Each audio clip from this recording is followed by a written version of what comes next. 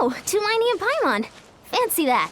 I didn't expect to run into you two here. Oh hey, Coach Iansan! What are you doing here all by yourself? Just so you know, Paimon didn't come here to train. Paimon's not looking to sign up for any diet plan or bodybuilding class right now. Alright, got it. But seriously, what do you take me for? Some coach from hell? I'd never force a student into something they didn't want to do. That being said, a little aerobic exercise would probably do you some good. You could take over my patrol for a while. That would count. Yeah, all jokes aside, you're right. I'm looking for some help. The Collective of Plenty is holding a bodybuilding competition soon, and so many people have been busy squeezing in their last-minute workouts that we've run out of staff for patrols. Oh, so you've stepped in to cover their work. But don't you have a last-minute workout to do too? I'm good. For one thing, I believe peak conditioning can only be achieved through consistent training over a long time span. Cramming in a workout at the last minute does next to nothing for you. But more pertinently, well, as you can probably imagine, I'm not able to compete in any of the most popular weight classes, and there's no real competition in my own weight class. Yeah, that makes sense.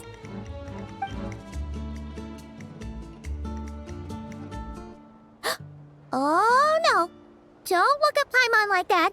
We are not the same weight class, and no way is Paimon competing against you. Traveler, let's just help with the patrol, alright? Otherwise, Iansan's gonna make Paimon enter a bodybuilding competition! Perfect. I managed to get you on board with just one look. Thank you both. It should be pretty routine. Just keep your eyes peeled and make sure nothing strange is going on in the area. That'll free me up to check the other section. Let's meet back at the settlement when we're both done. Sure thing. Just leave it to us. We're experts at strolling and patrolling, don't you worry.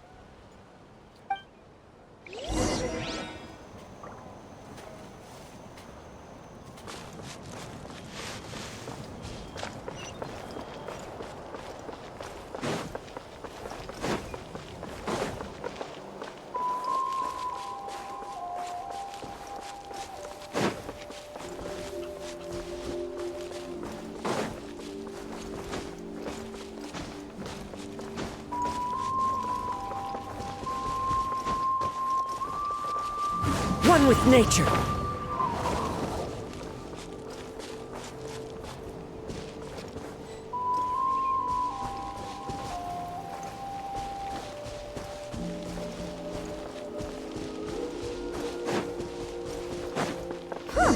What's this? Was there always a cave here? We should go take a look, right? Seems like a thing to do on a patrol.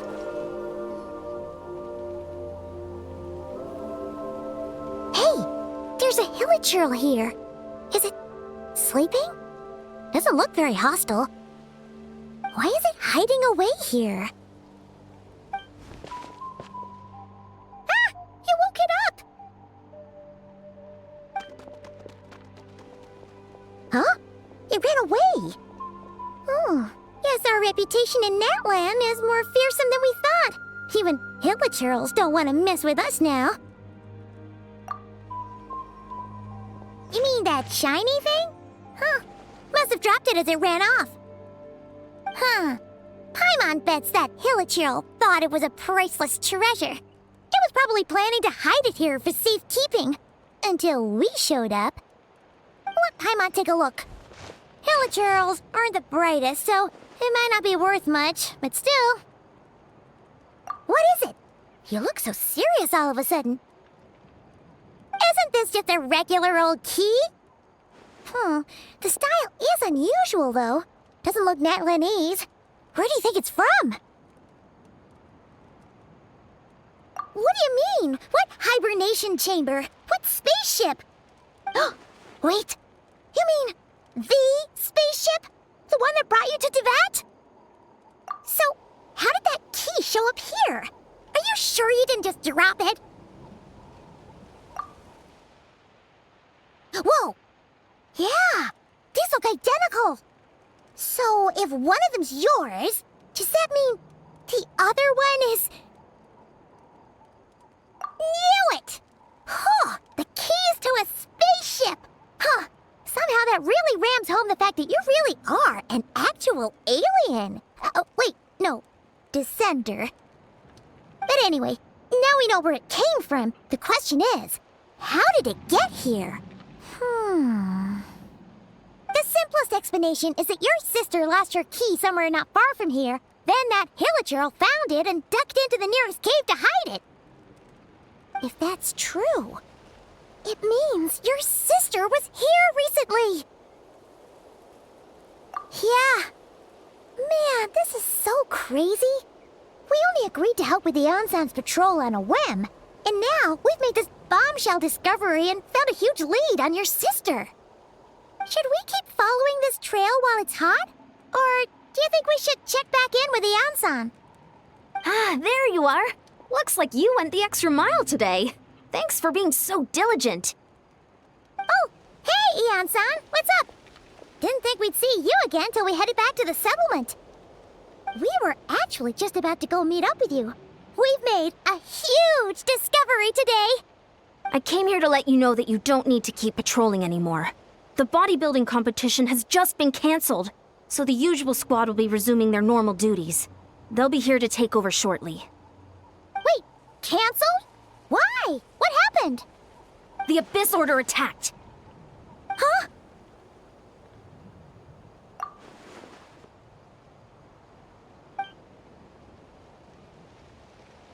I've heard of the Abyss Order, but this is the first time I've known them to take organized action on such a large scale. It's like they're preparing to go to war against our entire nation. One little sect versus the entire nation of war? How are they expecting to pull that off? Based on everything we've seen from them so far, they usually prefer to act in the shadows. So, what's different about it this time? What could they be after? No clue. All we know is that they've attacked our tribe, but that doesn't tell us much. Our defenses are holding strong so far, so I'm gonna head to the Stadium of the Sacred Flame and see what Mawika knows. If there's any information out there, she's the one people report to. Oh, want to come with me? I'm sure everyone will feel better knowing that the hero of Natlan is on the case. Great, then let's head over together.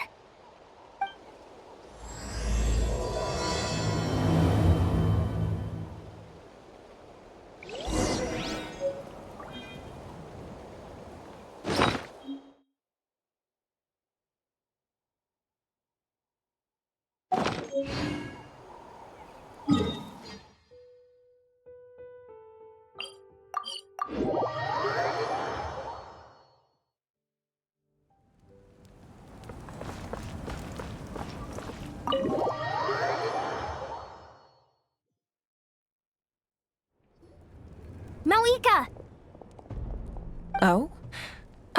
Great timing, Iansan. I was just about to send someone for you. And it's good to see the travelers with you. How are things looking? What's the latest word from the messengers? The Abyss Order has been spotted near several tribes at the same time. Clearly, this is a coordinated strike. Also, their numbers are much higher than expected. Their organization appears to have grown considerably, but because they're usually so secretive, this is the first we're learning of it. It sounds like they're throwing everything they have at us. What are they trying to achieve? That's what I'd like to know as well. Historically, Natlan has not been a hotbed of Abyss Order activity, and we have no particular quarrel with them. Could it be revenge, perhaps? Would they want to get back at us for our recent victory over the Abyss?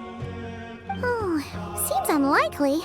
But then again, Paimon wouldn't put anything past the Abyss Order. It's too early to say anything definite. For the time being, we should continue monitoring the situation. How are the battles going? Not too many casualties, hopefully? Well, even if they're committing all their forces to the fight, they're in for a tough time. Our brave warriors have just emerged victorious from an all-out fight against the Abyss itself. Yep. We have a whole nation's worth of seasoned veterans fighting for us. Compared to the true Abyss, the Abyss Order poses a far smaller threat. They cannot endlessly replenish their forces, for starters. However, this is still a war, so we must give it our all and do our utmost to minimize casualties. The tribes are organizing their defenses as we speak. Traveler, this is one war that Natlan can handle on its own. If you wish to stay out of it, you'll be safe here at the stadium with me. Oh? In what way?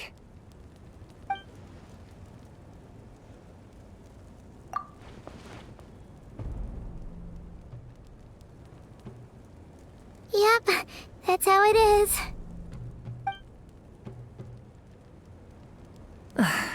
I see.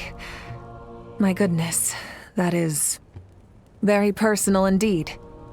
If you don't mind me asking, do you have any idea what her goal could be? Safe to say, they're not exactly on the best terms at the moment. Ever since Paimon met the Traveler, he's been trying to track his sister down and get some answers. But she's been avoiding him. I see. So you two have fallen out. Huh. A pretty common occurrence between siblings. Well, yeah, that may be. But the stakes are a little higher where these two are involved. They certainly are. Although somehow it doesn't surprise me that a spat between the Traveler and Twin could affect the fate of the entire world. Just so I'm clear, you're still on Natlan's side, and you have no idea what your sibling is after. Is that right? Well, that's a relief. When you first mentioned your sibling, I was worried we were about to be thrust into an impossible position. Our reports say that the Abyss Order has focused most of their efforts against the Masters of the Nightwind. If you don't plan on staying here with me, I'd recommend going there to lend them a hand. I'll join you. Right now, the Collective of Plenty isn't facing a serious threat, so we should support the other tribes. Many thanks, you two. Anything you need, send word to me right away.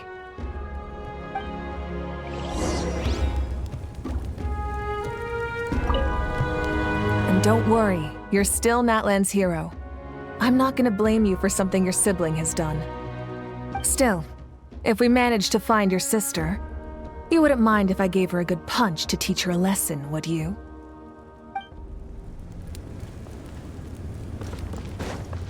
Time to go.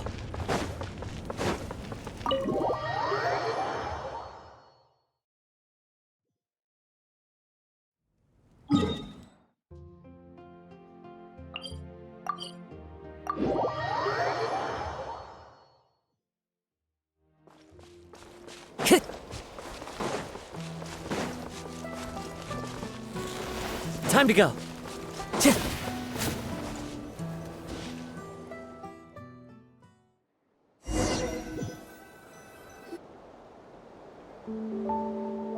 Look, it's Eulalie! Huh, I wasn't expecting to see you here. Are you here to reinforce us? How are things looking? Mawika told us to come here.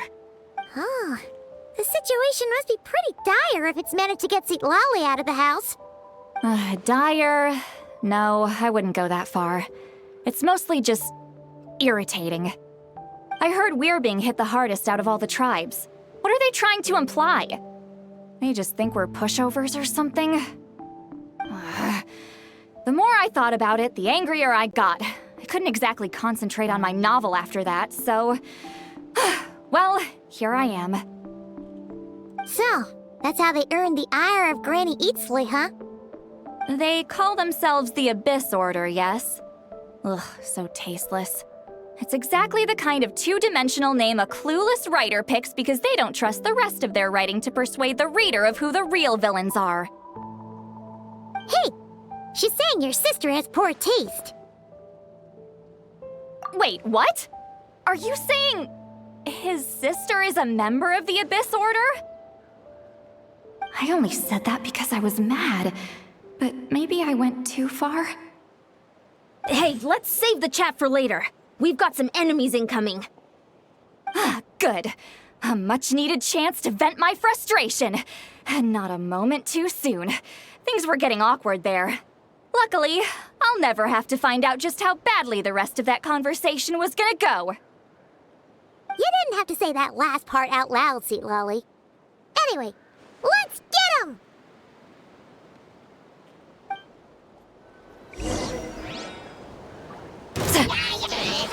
Fulfill our pact! The wind knows it. Fire! Well, with Rise coming at ya! Yeah!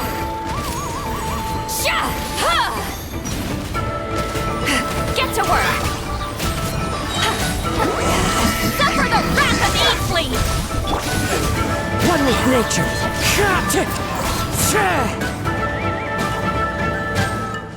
Go, Barbara, go! Fulfill our pact! Clouds high. The birds call. Wind strike. Hey there! Phew, much better. That's more like it. Oh, impressive work, Granny Eatsley. If I'd known you were on the case already, I might have reconsidered whether your tribe really needed reinforcements. If anyone should be reconsidering, it's the Abyss Order. They picked the wrong target this time. Experience says that if we head in the direction they were attacking from, we should find their stronghold. Why don't we press our advantage and destroy their base? They won't know what hit them. Hey, was there a battle here just now? Need any help? The warriors from the Masters of the Nightwind are here! The battle against the Abyss is still fresh on our minds, so everyone's used to working together. Well, morale's high and everyone's here. Let's go take down that stronghold!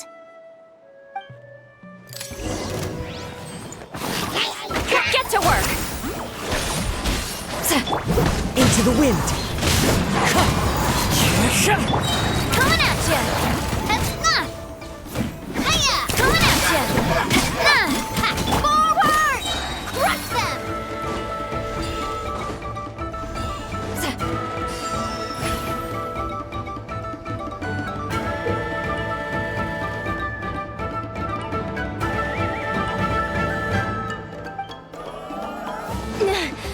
What is that thing? It's like it's draining the strength right from my body. Find a way to destroy it!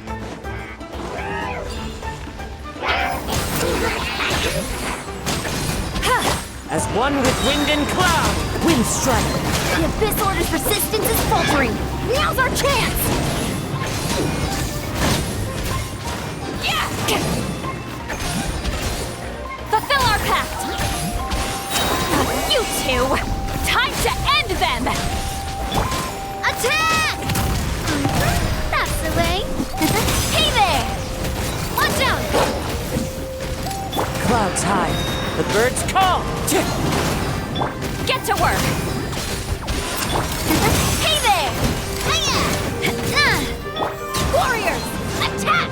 After them!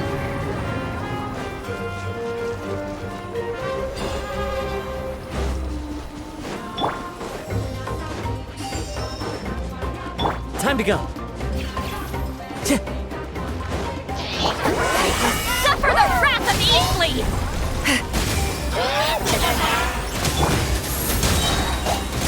Come on! We can do it! I'll protect us. You must be the boss here. Time to show you what happens when you mess with the Masters of the Nightwind! All who resist the Abyss will pay the price! Time to end them! As one with wind and cloud. Wind strike. Watch out!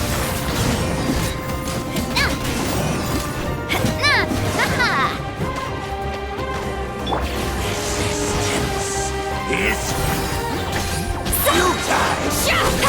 Eat Lolline! Eat Papa! Get him! Attack! this away. Hey there! Help! Clouds high. The birds come. Fulfill our pact! Shah! Ha! The abyss shall rise. This stronghold is neutralized. Good work, everyone. The Abyss Order's all bark and no bite. To be honest, this was anticlimactic. I was hoping for a personal apology at the very least. And ideally, a whole speech acknowledging the superior might of the Masters of the Nightwind. Well, whatever. I'll just have to make up for it with some extra wine at the victory feast. With the stronghold cleared, this area should be safe for the time being. But still, something tells me we can't afford to let our guard down yet. Maybe it's just me, but an enemy under siege normally defends their stronghold at all costs. The fighting gets more and more intense right till the bitter end. But this time was different. With a few exceptions, most of the enemies here gave up and fled the moment that... well, I don't know, but it seemed like they sensed something. Huh? Not sure I follow. They did a tactical retreat, that's all. It's just a different strategy. I'm not convinced. Don't forget, they're radicals who chose to wage war on an entire nation. They don't do things in half measures. It seems out of character to cut their losses and run like that. So you're saying there's more to this than meets the eye? I'm saying we don't know enough to be sure of anything at this stage. So let's stay alert and keep our defenses at the ready.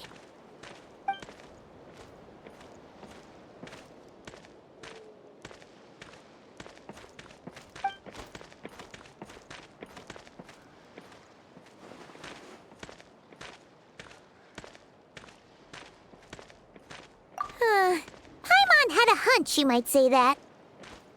But you're right. If we can somehow use that key to track down your sibling, maybe we can end this war before things get serious. And maybe you can finally get some answers. Wait, you're leaving? But I was still debating whether to invite you to the first victory feast. Go ahead, you two. See, Lolly and I will take care of things here.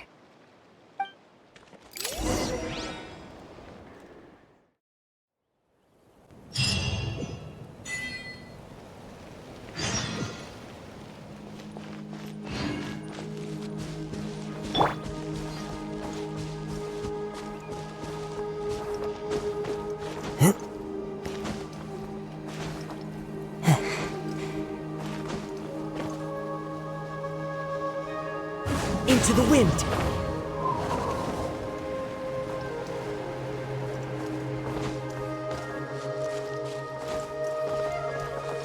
The wind knows me.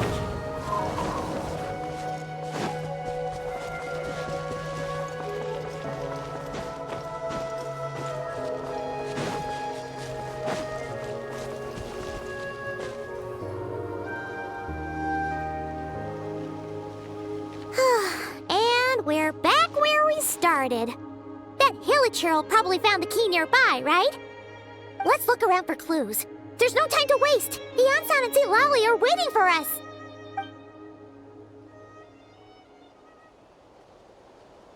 Oh, we've scoured the entire area, but still nothing.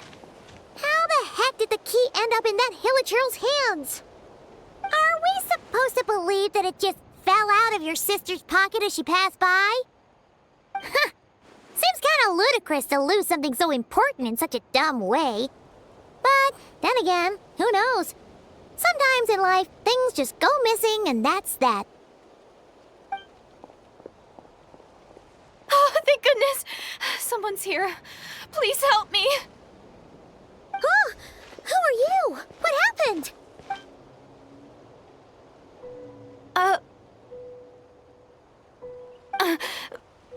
No, now isn't the time.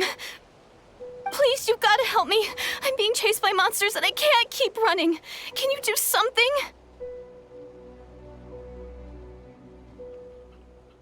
Yeah, where are they? Paimon doesn't see any monsters behind you. Huh? I'm sorry, I don't quite understand. They're almost here. This really isn't the time to be joking around. We're not. We're completely serious. We don't see any monsters. But how? Ugh, there's no time. They're coming. We gotta run. What's wrong with that girl? She must be seeing things. Oh no! It looks like something really hit her. Maybe she was right. Quick, let's see if she's okay. What's wrong? Are you hurt? What was that? The monsters! They're right there! You need to get out of here. It's too dangerous.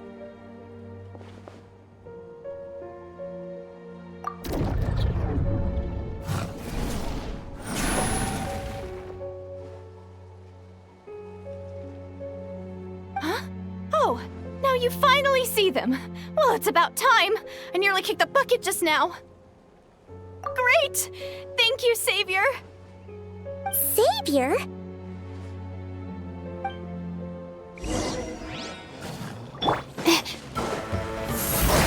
Don't be scared. Wind strike! Umbrella warfare, I guess. Ah!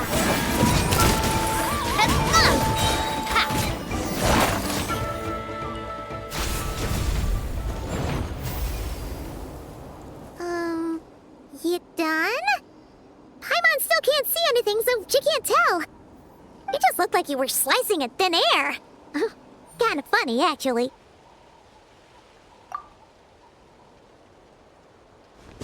Oh, really?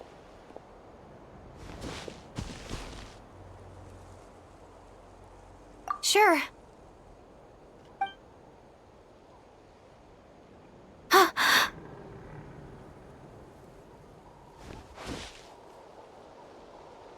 It's nothing. It's okay. I can see they're all gone now. No need for you to check. I didn't think much of it when the monsters were breathing down our necks, but now that I've calmed down, holding hands with you like this, I'm just a little shy, that's all. Huh? Have you never shaken hands with someone before? You sure get flustered easily. Well, anyway, I haven't had the chance to introduce myself yet. I'm Direidyth. Thanks for, saving me just now. I'm really grateful for your help. No worries. Paimon's Paimon, and this is the Traveler. With him around, you'll be safe from any monsters. As long as they're visible. So, what was the deal with those monsters just now, anyway? Your guess is as good as mine. I could see them the whole time, so when you said you couldn't, I thought you were making fun of me. Whoa! That must have been scary. The idea that we'd stand by and laugh while some poor girl was being hunted down by monsters?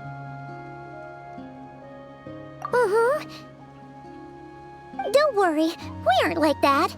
When we say we can't see something, it's because we really can't see it. But more importantly, did the monsters hurt you? How bad is it? It's nothing serious. But I did sprain my ankle back there. I won't be doing any more running for a while. Good idea. We'll take you.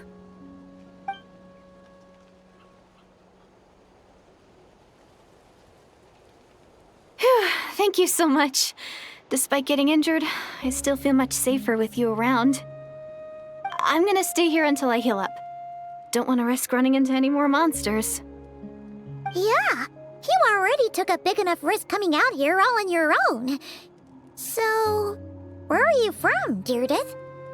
A small village, far away from here. I walked for what seemed like forever and lost my way, so...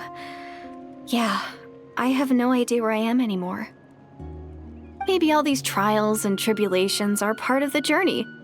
No one said finding the Savior is gonna be easy. Huh. That's the second time you called the Traveler a savior. What's all that about? Oh, sorry. It just slipped out. I was caught off guard.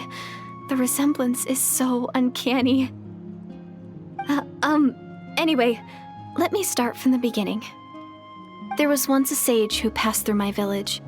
People got the sense that she was truly omniscient. The sage said that doomsday was coming. But as that day approached, a savior would reveal themselves to us. The day of disaster is almost upon us, so my grandmother begged me to leave the village and find the savior before it's too late. Doomsday? I've heard people talk about the savior since I was a kid. Growing up, it really made an impression on me. The description is practically etched into my mind. So when I saw your golden hair for the first time, it was like this image that's existed in my mind's eye all these years suddenly came to life. Everything matched. Oh, so that's why you were lost for words when you first saw him. Well, the Traveler's definitely got what it takes to be a savior. And he's already got a ton of titles, so he won't mind one extra. Actually, I don't think it's him.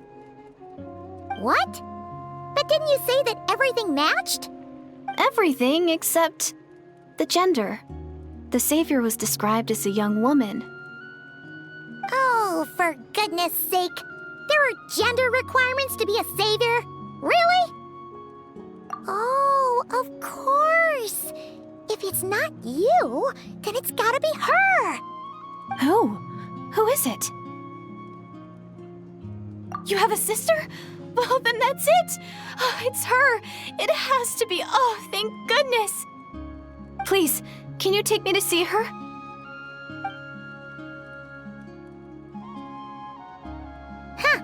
Maybe, if you're lucky. It just depends if we can find her. Huh? But isn't she your sister? Sorry. Looks like Paimon steered this conversation back to the fallout between you two. It wasn't on purpose, but that's the reality, so it's hard to avoid. Okay, fair enough. But since you're looking for her anyway, why don't we team up? We might stand a better chance if we work together. Yes, everyone says that the disaster is inevitable.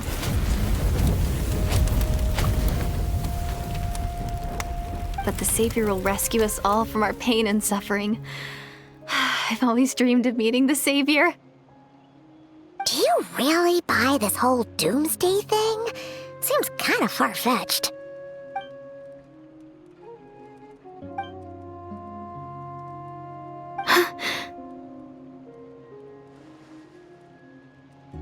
See? She broke eye contact. Sure sign of a guilty conscience. Time to press her for answers. What's wrong, Direidyth? Something's clearly bothering you. You want to tell us what's going through your mind? Oh, I just... how should I put it? The Traveler looks just like the savior of my dreams. And it's not every day that the savior of your dreams swoops in and saves the day in your moment of crisis. So I'm just a little overwhelmed, that's all. 3 seconds of unbroken eye contact is the limit. I don't think my mind and body can handle any more than that. What do you mean, limit? What happens after 3 seconds? I'm sorry. Please forget that I said anything. Let's just leave it there for now. Like I said, I'm going to hide here until I feel well enough to move again. If you manage to find the savior in the meantime, please come and let me know. Thank you. Are you sure you'll be okay here on your own? Do you have enough to eat? I'll be fine. I might not be much of a fighter, but I know how to stay hidden. And if I get hungry, I'm sure I'll find something around here. Don't worry about that. All right then. Well, take care. Being on your own isn't easy. What a mysterious girl. We should definitely keep an eye on her. But hey, at least she seems to like you. And it sounds like she's gonna help look for your sister when she's healed. Anyway, This is probably all the progress we're gonna make for now. Let's head back to the Masters of the Night Wind and see if they need our help.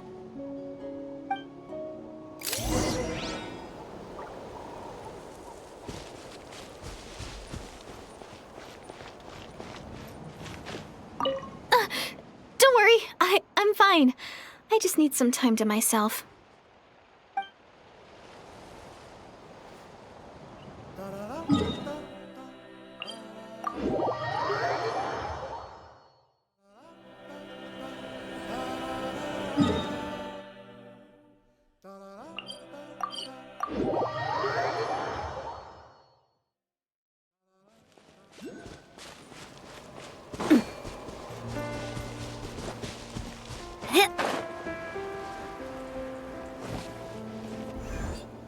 Oh, you're back! How did it go? Find anything?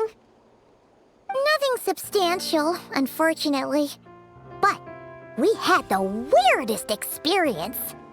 So I take it that the war's still on? That's okay. I just wasn't sure, because things seemed to be at a standstill while you were gone. The Abyss Order hasn't attacked us, and since we don't know what they're planning, we haven't made a move either. In a word, it's a stalemate. The guards have been keeping watch around the clock, but for everyone else, you wouldn't even know we're at war. Huh. Really makes you wonder what the Abyss Order's thinking. I was wondering, Traveler, if you have the time, could you go and pay a visit to the guards? They've been working a pretty demanding schedule.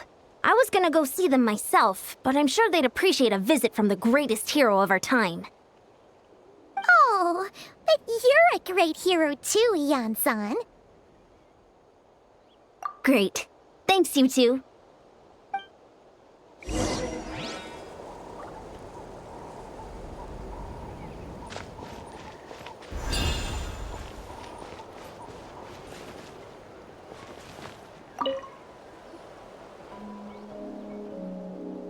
Wow!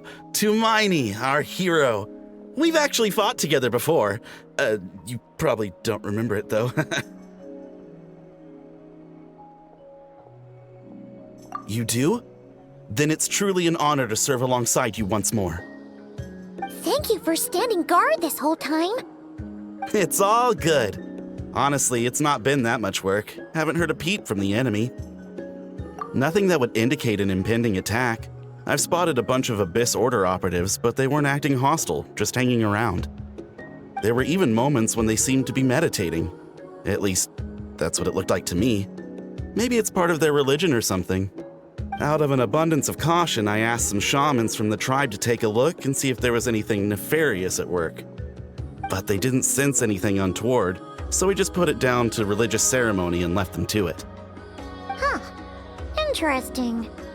Oh well, the more time they spend meditating, the less time they spend trying to beat us to a pulp. Well, the shamans didn't raise any concerns, so how bad could it be? As far as I'm concerned, so long as they don't pose an active threat, they can do all the cult worship activities they want. Besides, as soon as everything's in place and we're ready for an all-out offensive, there'll be no match for us. Huh. Sounds like morale is pretty high. Guess there's strength and confidence in numbers. Let's keep going, Traveler. Besides, as soon as everything's in place and we're ready for an all-out offensive, there'll be no match for us.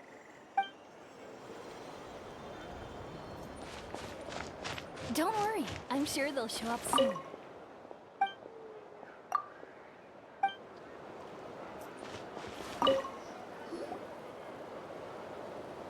Huh? Is that Tumaini? What brings you here? Is this, like, a meet and greet? I wasn't... I'm so nervous. Hey, come on! You'd march to war without so much as blinking. What's so scary about a chat with a Traveler, huh? It's not the same thing at all. There are plenty of chances to go to war. But a one-on-one chat with our great hero? That could be a once-in-a-lifetime opportunity. How can I not be nervous? What if I say something wrong? Or or if my posture's bad, or if I accidentally make a weird expression with my face. One bad impression can stick for life. No one's here to judge you on your posture or your facial expressions. Relax. All right then. I'm sorry, great hero, but I have a small favor to ask. Let Paimon guess. An autograph, right?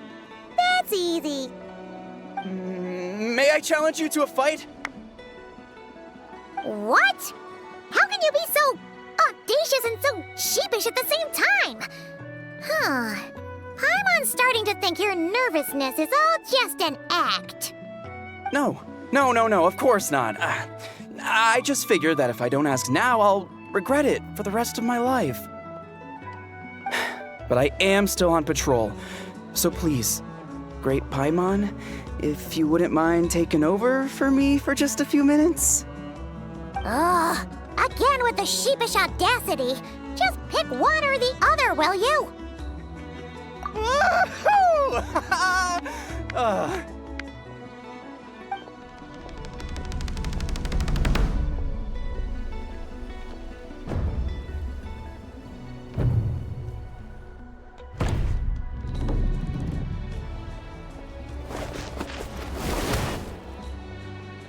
Obviously, I never expected to win, but until now, I didn't appreciate just how great the gulf was between us.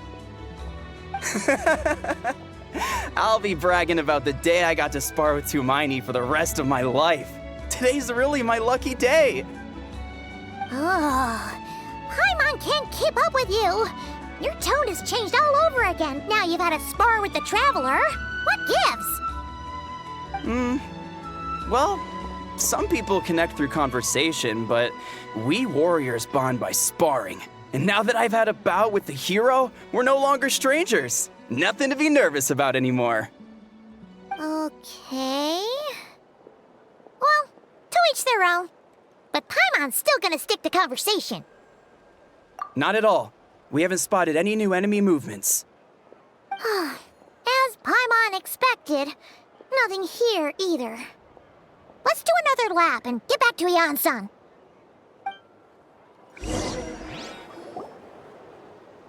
You're back. So, did the guards find anything? Nothing much, no. Someone mentioned that the Abyss Order has been doing some kind of meditation or prayer, but apparently it seemed harmless. Paimon wants to lodge a complaint about one of the guards, though. His name's Kentalo.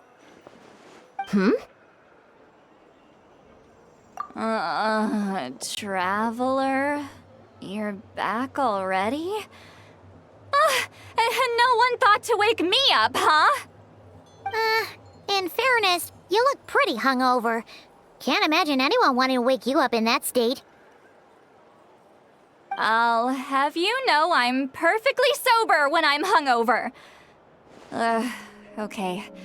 I'll admit that sounds strange at face value, but regardless. What I meant to say is, I heard something about the Abyss Order engaging in meditation. Yeah, that's right. Does that mean anything to you, Siglali? I sensed something strange in my dream. It was vague, but it seemed as if some noise had found its way into Natlan's ley lines. Oh, what does that mean? Hard to say. I don't think it had any tangible effect on the Night Kingdom or on our ley lines, but still.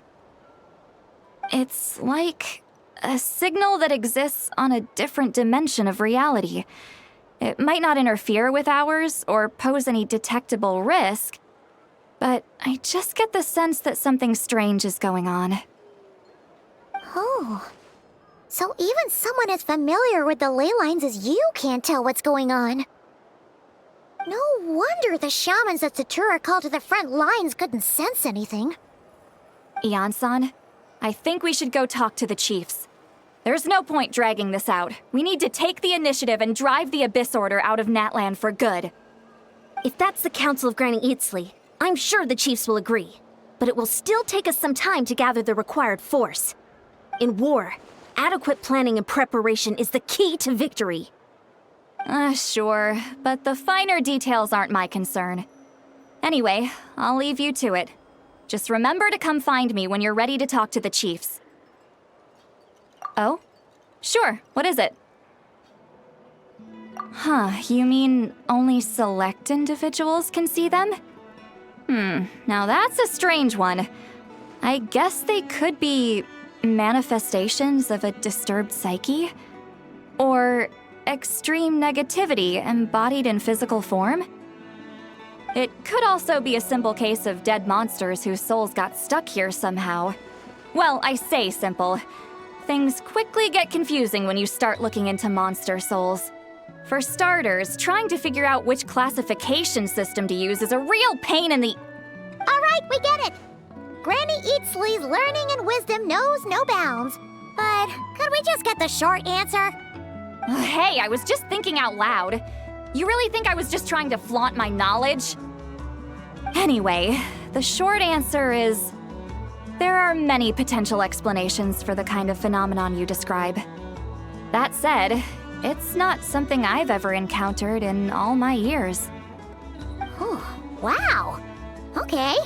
Well, if Granny Eatsley's never seen it, it might as well not exist, right? Hey, I'm not that old!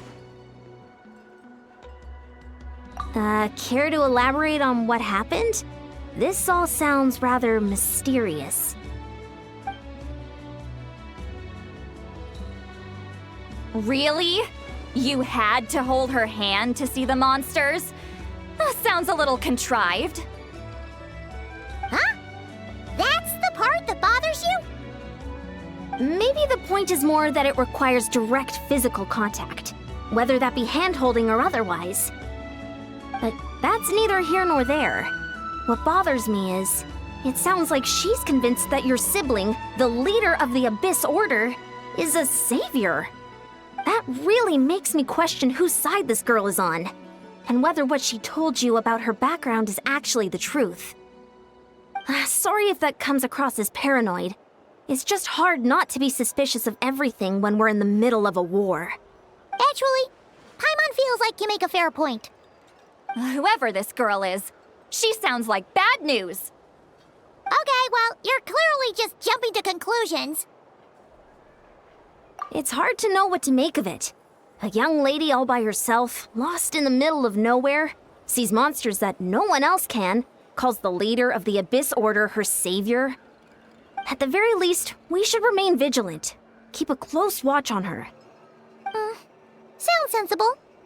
On that note, we probably shouldn't have left her by herself in that cave. Traveler, we still need some time to muster our forces. Maybe you could check on her if you're not busy. Just be careful. It's settled then. Let's go check on her. Finally got here, and now I can't even find the recipient. Why holding hands? Why that specifically? Why not literally anything else?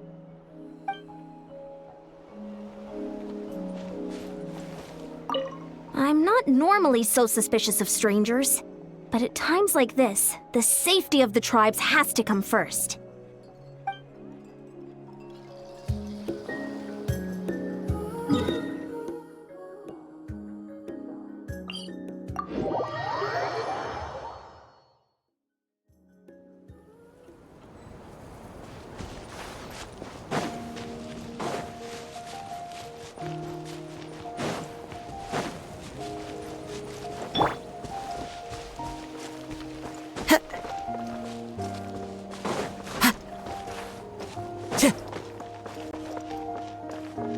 Time to go. One with nature.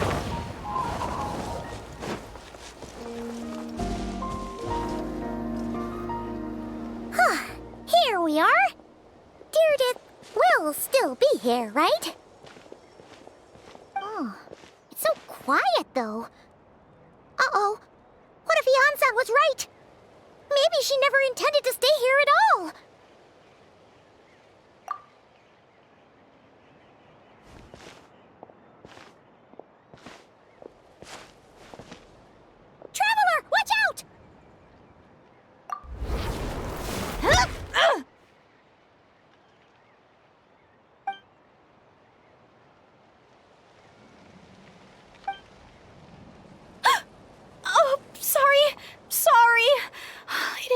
you!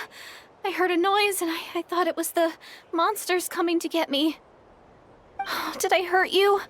Oh, I'm so sorry. I wasn't thinking straight. Phew. That was scary. Paimon thought we'd walk into a trap. Maybe we shouldn't have sneaked in without announcing it. Then you would have known we weren't monsters. To be honest, I've been really on edge since you left.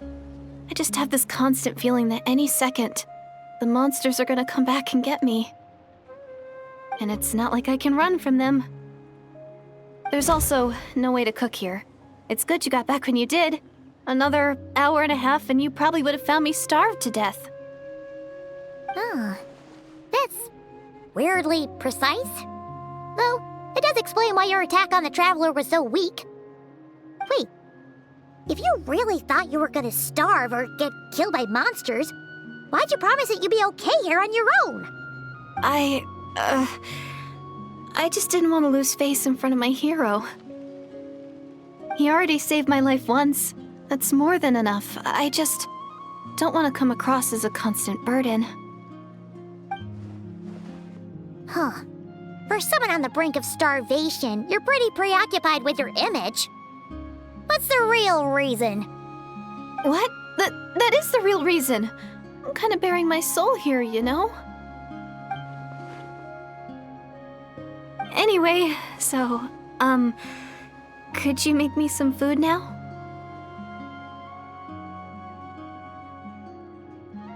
Oh, Paimon's getting hungry now, too. Go on, then. You can join us for dinner.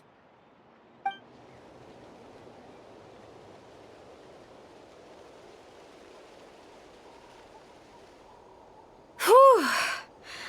I am so full. Thanks for saving me, again. Starvation feels like a distant memory now. Huh. You can really pack it away, Direidyth. Guess that explains how you had the energy to make it this far. I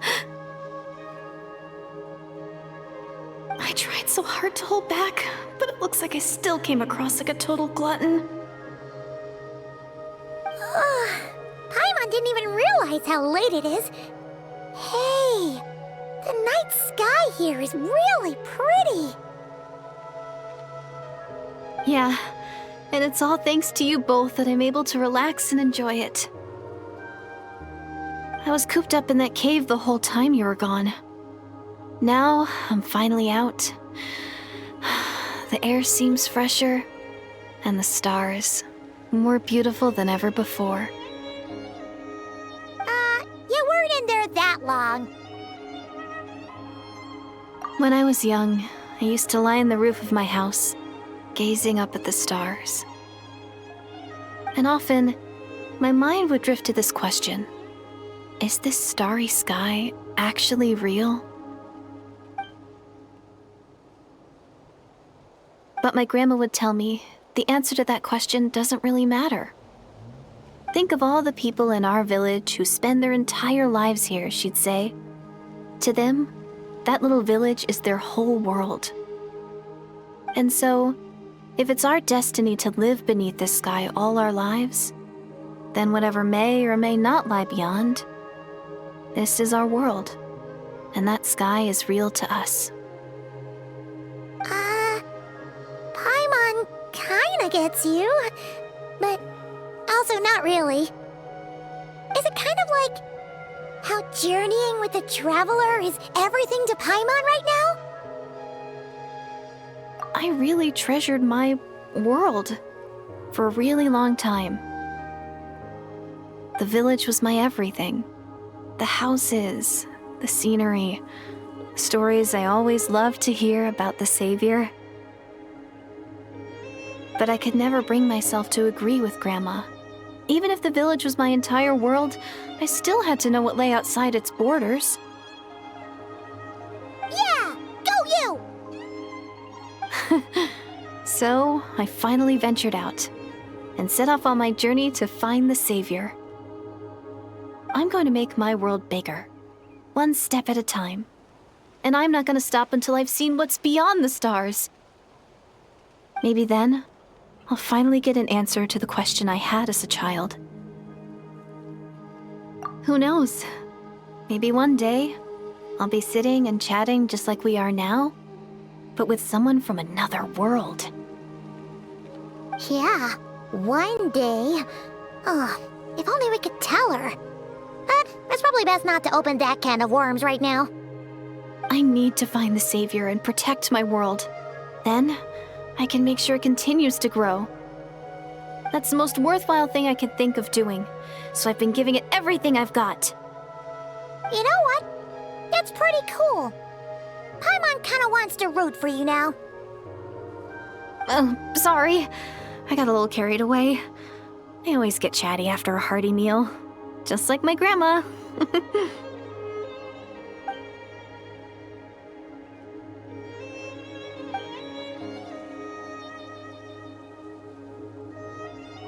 Hold on. Shh.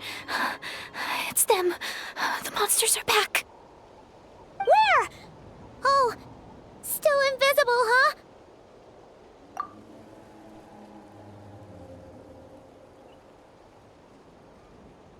Can you see them now?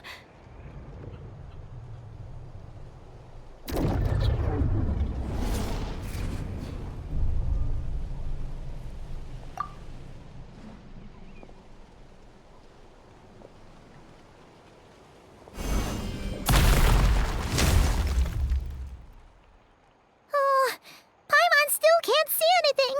But please, be careful.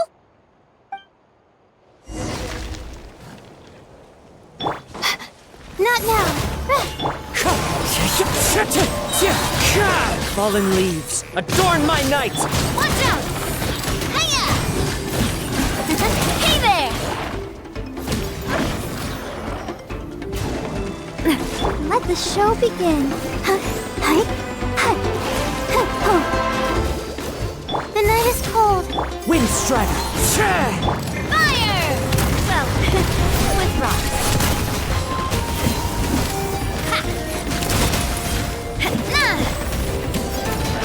Stars, shine for me.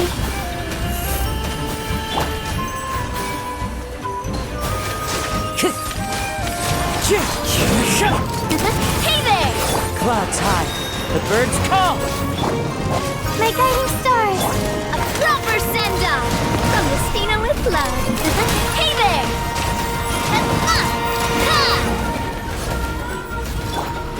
Let's dance.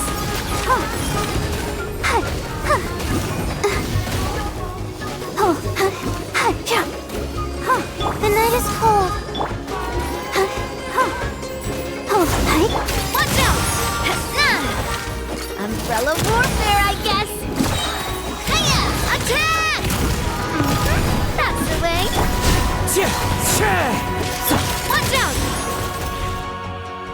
Huh? Wow, that was fast. Did you get all of them? Oh, Paimon's slowly but surely getting used to the sight of you fighting thin air. You doing all right, Direidyth? Direidyth? Hey, it's okay. There's nothing to be scared of anymore. Oh, I'm fine. I just spaced out there for a moment. You spaced out? That's a pretty bold move under the circumstances. I was just... the image of the Traveler fighting to protect me. I was trying to commit it to memory. Seems like the least I can do. All right. Whatever floats your boat. Anyway, there are no more monsters in the area, and it's getting late. Why don't you stay here tonight? Sounds reasonable to Paimon. What do you think, Traveler?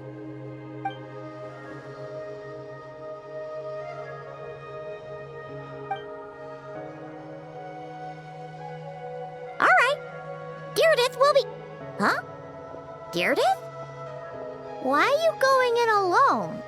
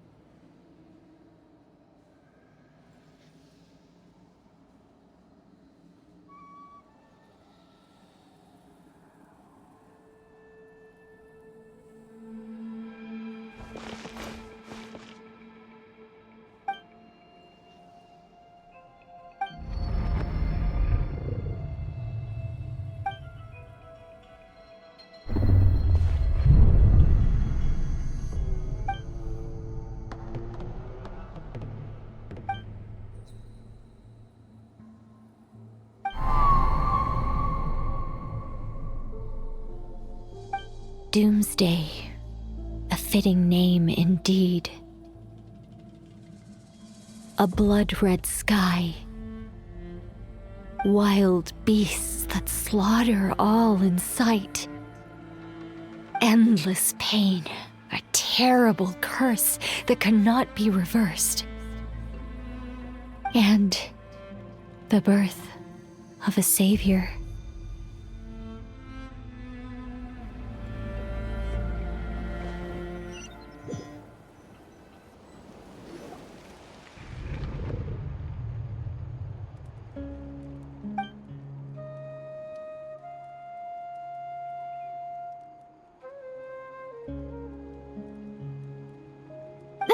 You're awake.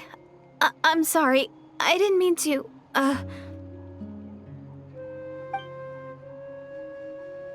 You just look quite distressed, like you were having a nightmare. I thought if I took your hand into mine, you might find it soothing. At least, that's what my family always did when I had nightmares. But it didn't seem to work on you. In fact, I think I made it even worse. I'm so sorry.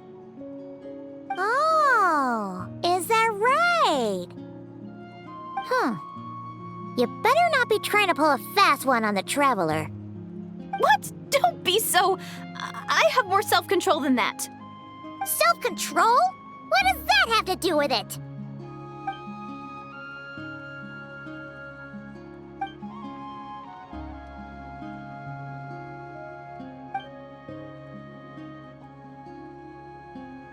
Ugh. No way is Paimon getting back to sleep after this. You go ahead. But for the rest of the night, Paimon is staying up to keep an eye on this young lady. Oh, do I really seem that shady to you?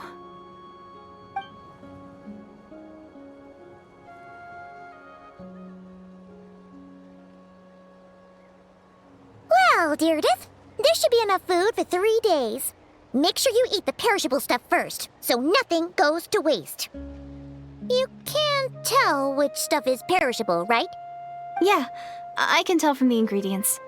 Thank you so much for making all this for me. 3 days will definitely be enough time for my ankle to heal.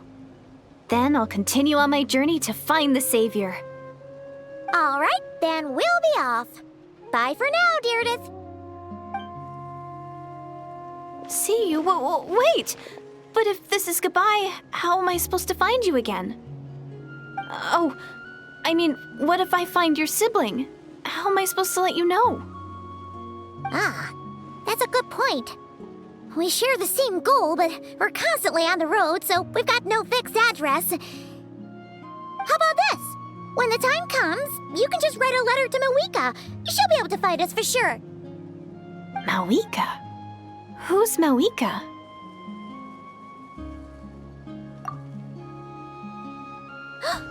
It's the Abyss Order! They're here! But it doesn't look like they're marching to war. More like they're... running away? Where? What are you talking about? A bunch of Abyss Order thugs! You don't see them? They're heading right this way! That's strange. I guess it's my turn to not be able to see the monsters.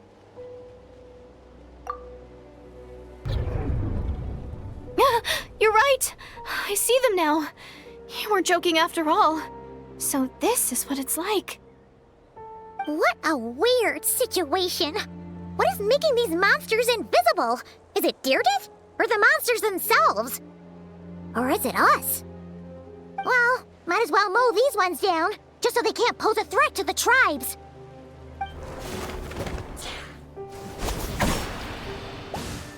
Woohoo! All done! Their morale seems super low. Guess they really were on the run, huh? So, there's no more of them, right? I still can't wrap my mind around this.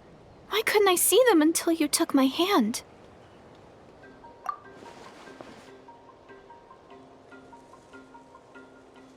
So, any ideas on why those monsters might have been running away? Maybe something went down on the front line. Oh, Paimon's getting a little worried about Iansan and the others. Let's head back to the Masters of the Night Wind right away! We gotta go! Bye for now, Direidyth! See ya, and please take care.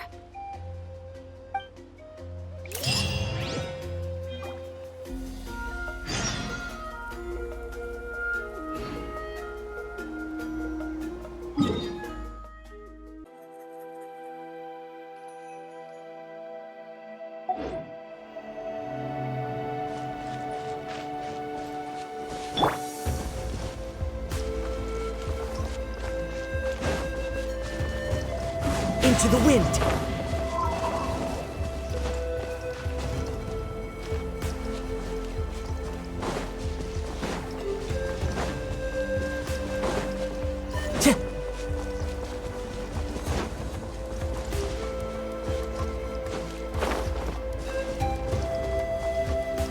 Time to go!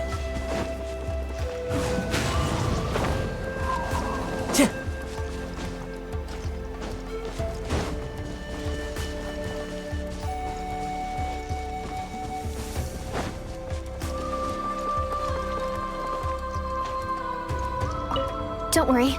I'll make sure I find a way to get in touch. I mean, as long as you don't mind, that is.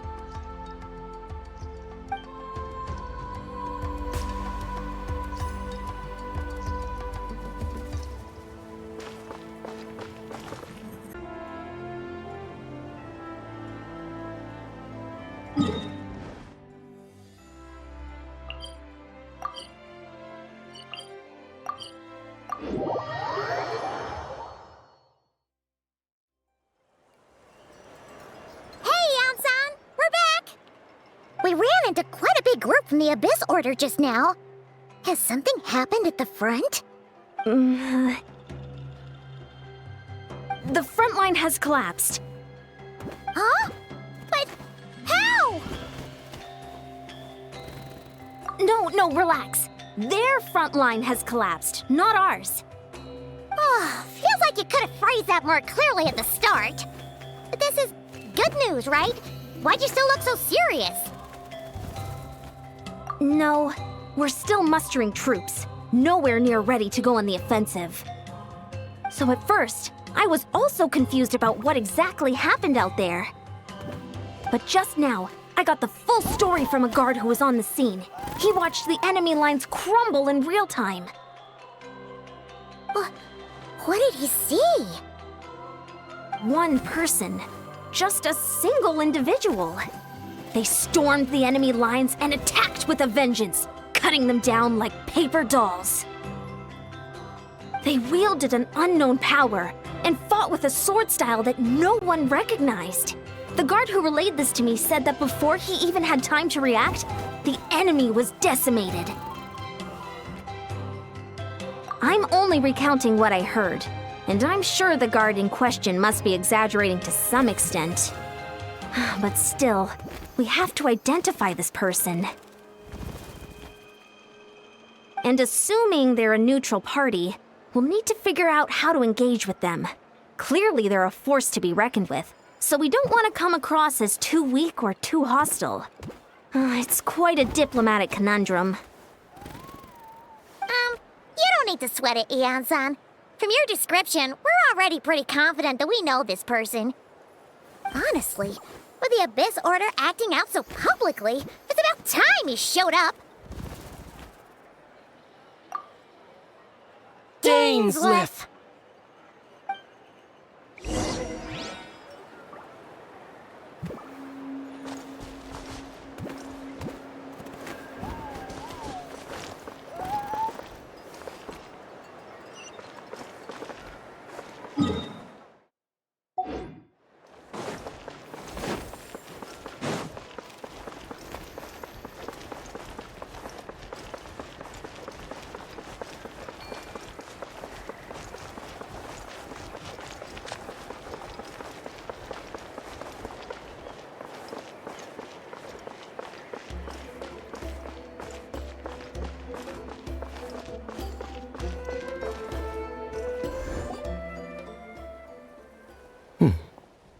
Were you waiting for me? It's been a while, Dane. And yeah, after we heard what went down, We figured you'd shown up. You caused quite a stir, you know. Oh, this is a friend of ours from Natlan. Her name's Iansan. She insisted on coming here to thank you in person. It is my honor, Mr. Dainsleif. Thank you for breaking the stalemate in our war against the Abyss Order. Natlan is fortunate to share a common enemy with such a mighty warrior as yourself. Oh, no need to thank me. I hunt the Abyss Order for my own reasons. Please don't mind him, Iansan. He always talks like that, but he's a pretty nice guy deep down. It's quite all right. Uezo Iansan respects those of great power. It's quite clear that he meant no offense, and I am still delighted to make his acquaintance. Anyway, since you're old friends, I'll leave you to catch up for now. Take your time. Sure thing. You probably have plenty of other stuff to do anyway, right? Since this war isn't exactly over. See you later, Iansan!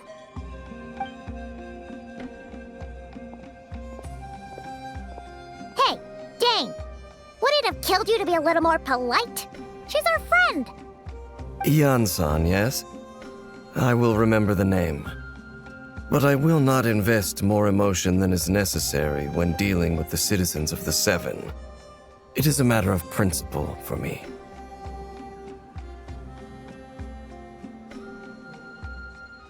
Ugh, so stubborn.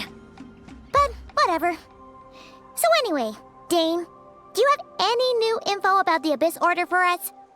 Any idea what they're trying to achieve with this war, for example?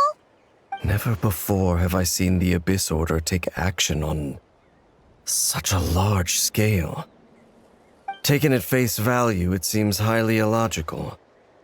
In a war with the Natlanese, the odds are stacked firmly against them. They surely cannot be unaware of this.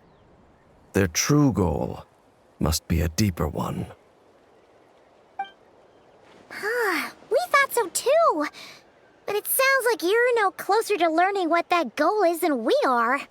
I've been on the case for some time. Even captured and interrogated several Abyss Order members.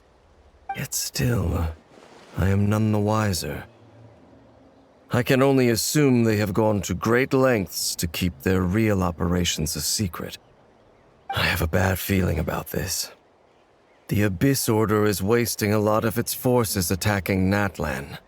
So whatever they stand to gain must hold enormous value to them. What do you think we should do? Since we lack actionable intelligence, for now we might as well continue to focus on the fighting. Leave them to their secret plots. If they're so willing to sacrifice manpower for it, I intend to make that sacrifice greater and more painful than they ever could have anticipated. If we use this opportunity correctly, I believe we can eliminate the vast majority of the Abyss Order's forces. They'll never be able to mount such a large campaign ever again. That outcome is well worth our time. That's right. The ideal scenario would be to destroy them before they can reach their goal. Paimon gets it. Nothing in the world can satisfy you like making mincemeat out of the Abyss Order, right? Right. Wow, okay. A rare, candid response from Dane. What about you? Any news to share from your end?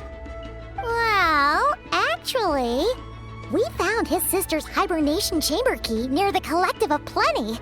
She must have lost it. So she's here in person. Unsurprising, given the scale of this operation. Oh, and there's more! After finding the key, we also ran into this weird girl. She kept seeing monsters that we couldn't see, and then, this other time, we saw a load of monsters, but she couldn't. She also said she was on a journey to find the Savior. Her description of this Savior matched the Traveler pretty closely, so we figured it's probably his sister. Hold on. That girl called her the Savior? Yeah, that's right. Is something the matter, Dane? The last time I heard that term was before the Cataclysm. And not just that. It referred to your sister then, too. But who would still believe in the myth of the Savior when the Cataclysm has already taken place? It makes no sense. Wait, wasn't his sister called the princess, though? Where did this savior thing come from? Well, when she was first granted the title of princess, the Vinster King and the entire court of Khaenri'ah set about loudly proclaiming the might that she would bring to the nation. They made it sound as if, with her there, all pain and suffering would be washed away, and the future of Khaenri'ah would be brighter than anyone could imagine. The Savior was the celebratory title given to the princess by those who believed this rhetoric. Of course, you know how that story ended. In hindsight, the cruel irony is glaring.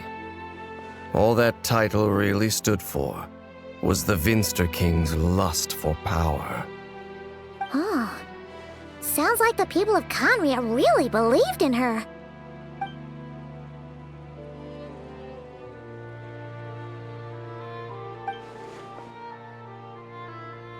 As for the girl you met, allow me to offer some speculation. I suspect she is descended from pure-blood Khaenri'ans afflicted with the curse of immortality. They must have resettled somewhere remote, cut off from the rest of the world. That would explain how her people retained their ancient beliefs, including the myth of the golden-haired savior. Ah, Paimon gets it now. So, a bit like Kaya, except she grew up somewhere more isolated? Still, that doesn't explain the invisible monster situation. If she can't provide us with any more valuable intelligence, I suggest we shift our attention back to the Abyss Order. Sure. Also, why don't you stay with us at the Masters of the Nightwind for tonight? You must be tired after all that fighting today. I will consider it. But we must discuss our next steps first thing tomorrow morning. We can't give the Abyss Order any time to regroup.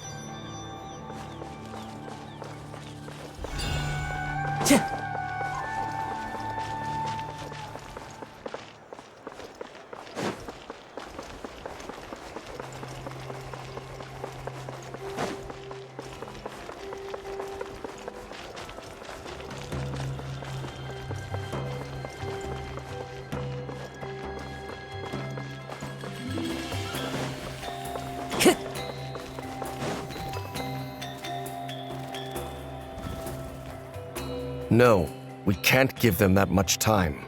Is that Dane and Iansan discussing strategy together? Huh. Looks like they're getting along just fine.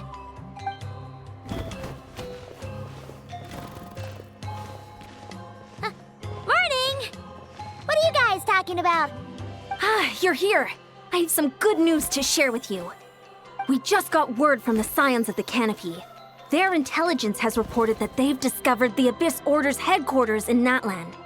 After their front lines dissolved, the bulk of their forces fell back to that area. It's also where their central command is located. The location? The Cinder City. Cinder City, huh? That tracks. Seems like their kind of place. Hey, this is great! This could be our chance to crush the Abyss Order once and for all!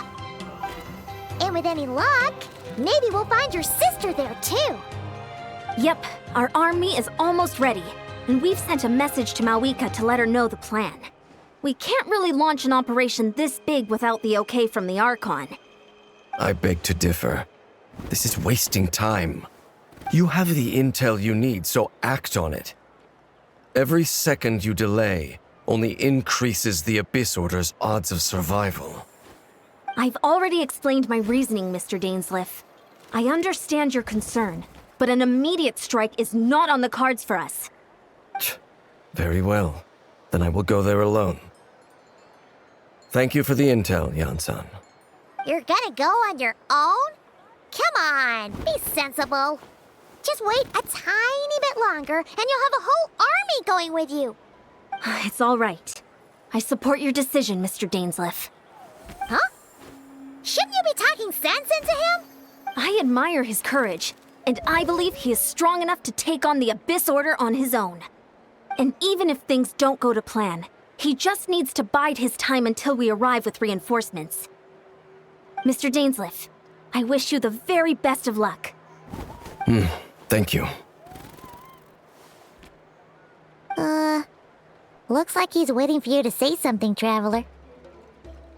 Oh, for a second there, Paimon actually thought he was gonna brave it alone. And then he called his own bluff.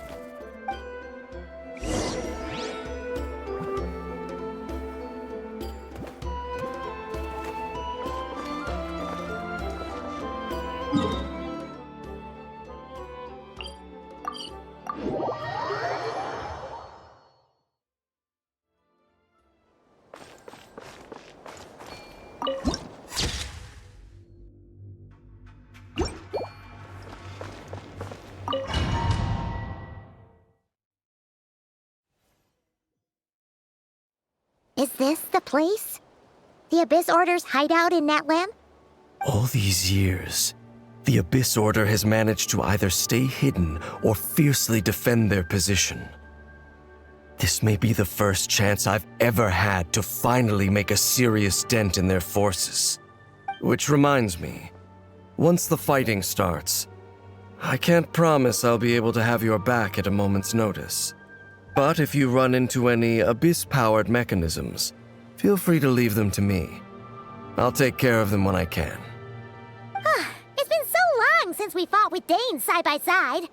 Paimon's confident we can clear this place out long before Iansan arrives.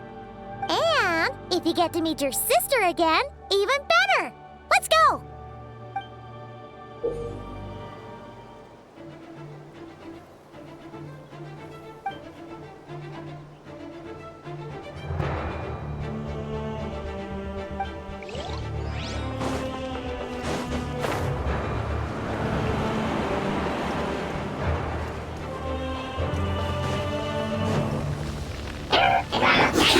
Cheap tricks.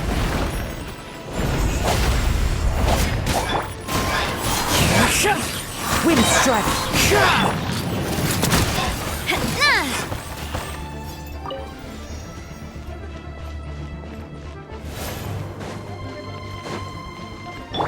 Cheap tricks.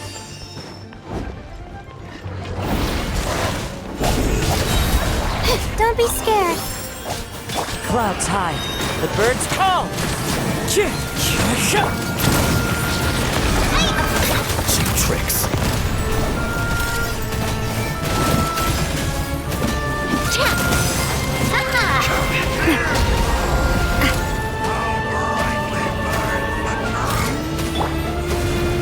Let the show begin.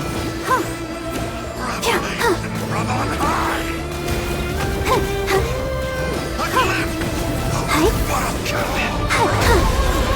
This is a very different battle from the one we fought with Iansan. No one's backing down. They're fighting back with everything they have. Given the construction of their headquarters and the tactics they're using, I suspect they never intended to survive this battle in the first place. Suits me. You won't get another chance. Oh, mine's a command. This one's got your name on it. Attack! That's the way. Be with you. Wind strike. As one with wind and cloud. The light shine. In the name of the truth. Guiding stars! Watch out! Sets you free. The power of the revelation. The truth shall endure.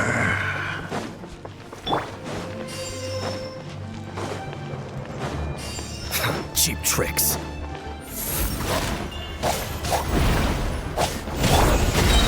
One with nature. Fallen leaves, adorn my night! Attack! That's the way. Watch out! Hey there! Not now.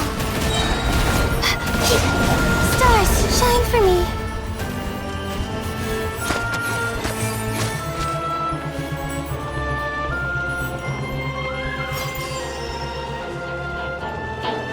The night is cold. The wind knows me. As one with wind and cloud! A proper send-off from the Spina with love. The relentless specter that haunts us. The abyss is all present. To flee is futile. To resist it, vain. Wind strike! Clouds high, the birds call! Fire! Well, with rocks. Hey there! The night is cold. Into the wind! The wind knows me. Time to go. As one with wind and cloud! Watch out! Not now. Cold. Lines of command. No mercy!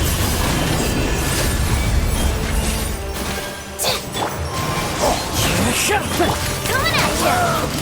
Aha! Fire! Well, with rocks. Coming at you! The night is cold. Hey there! Aha! We've reached the end. Still no trace of your sister. So, who's calling the shots here?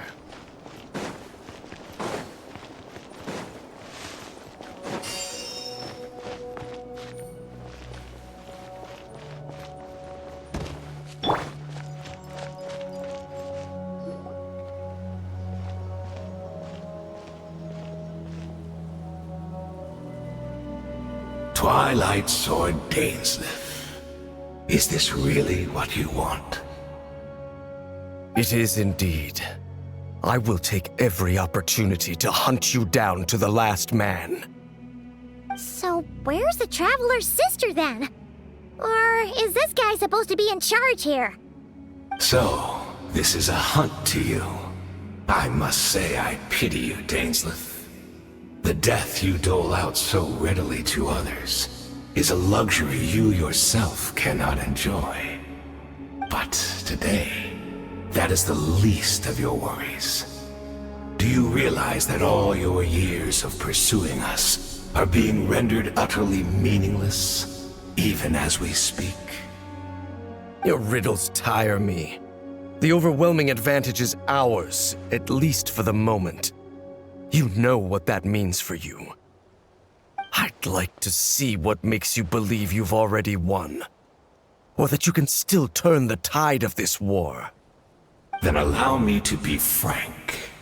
As far as we are concerned, our princess has already won by other means. And I do not merely mean this battle. No. Her Highness has achieved something far greater. For today, the Abyss Order's greatest wish has finally been fulfilled.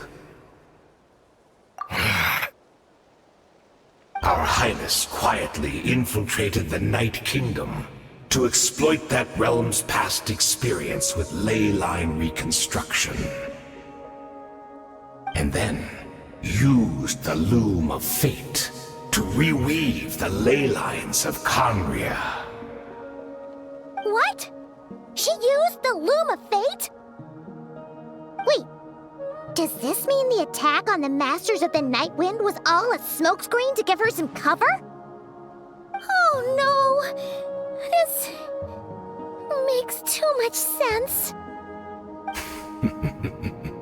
Correct. As of now, our homeland has been revived.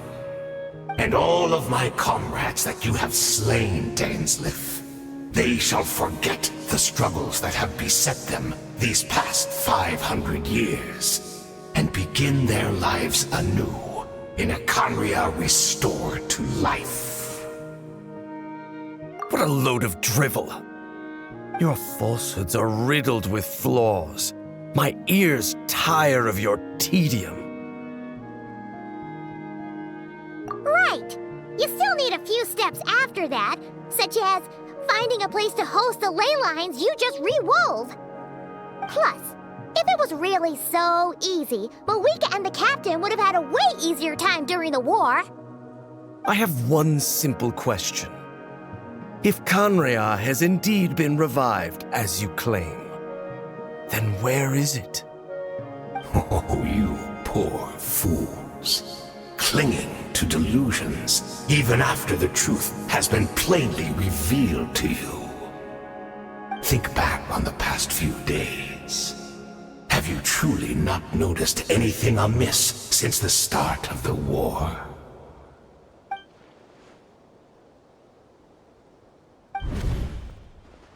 I sensed something strange in my dream.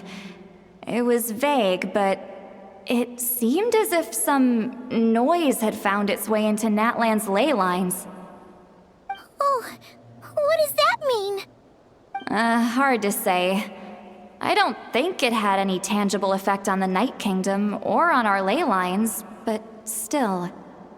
It's like a signal that exists on a different dimension of reality. It might not interfere with ours or pose any detectable risk, but I just get the sense that something strange is going on.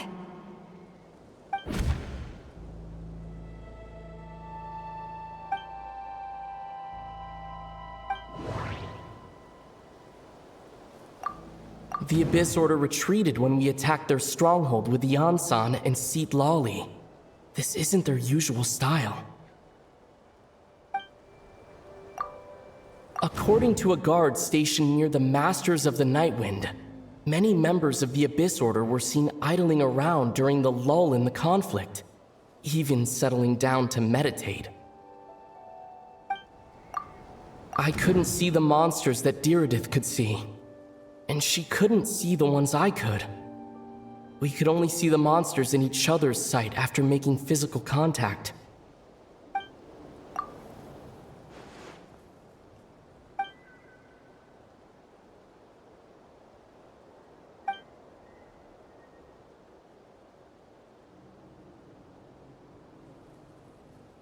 Whatever may be going through your mind right now, do not trust it.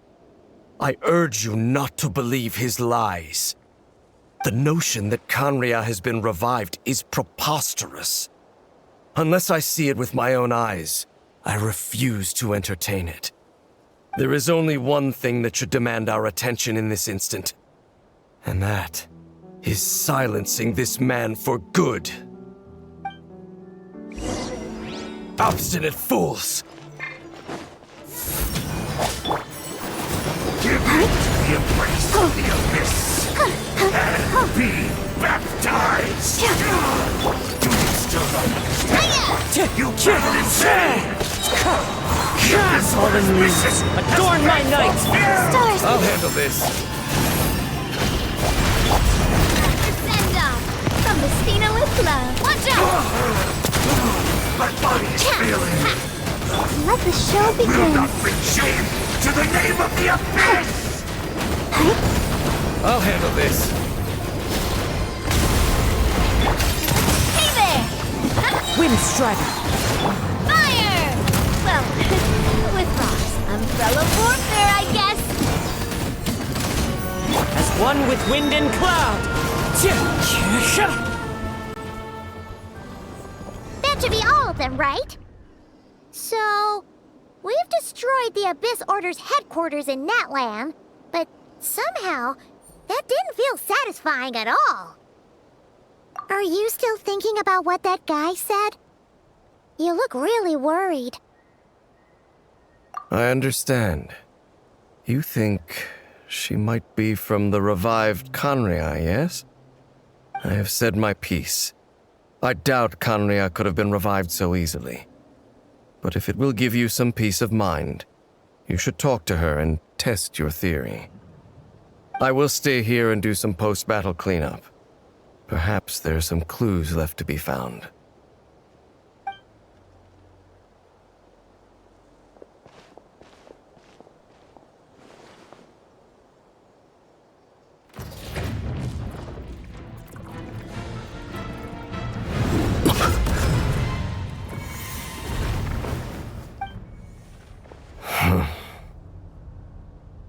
I thought your voice and attitude seemed familiar. My mistake. I should have made sure you were dead earlier. The curse of immortality has struck you too, then, Haden. 500 years on, and you still refuse to address me as master. Don't forget, Dainsleif. You may be the renowned Twilight Sword, while my arm has grown too feeble to swing a blade. But I taught you everything you know about wielding a blade. Your arrogance and malice cost you all of my respect long ago. Be that as it may, under the circumstances, I see no further reason for us to fight. The curse of immortality means neither of us has a way to completely destroy the other. Speak for yourself. I intend to kill you 100 times over.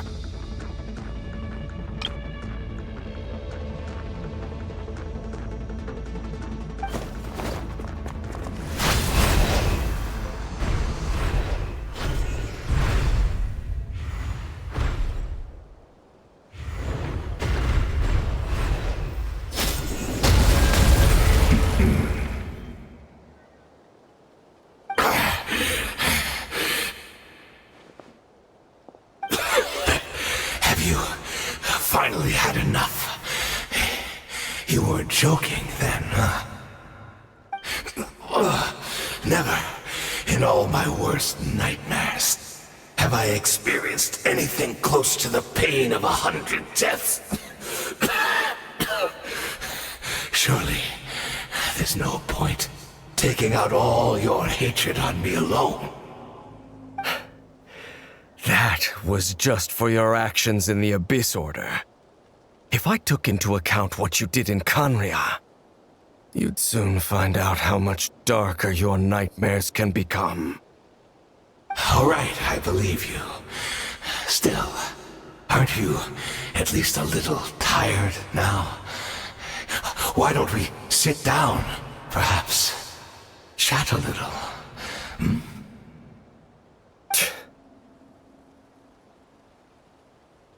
What?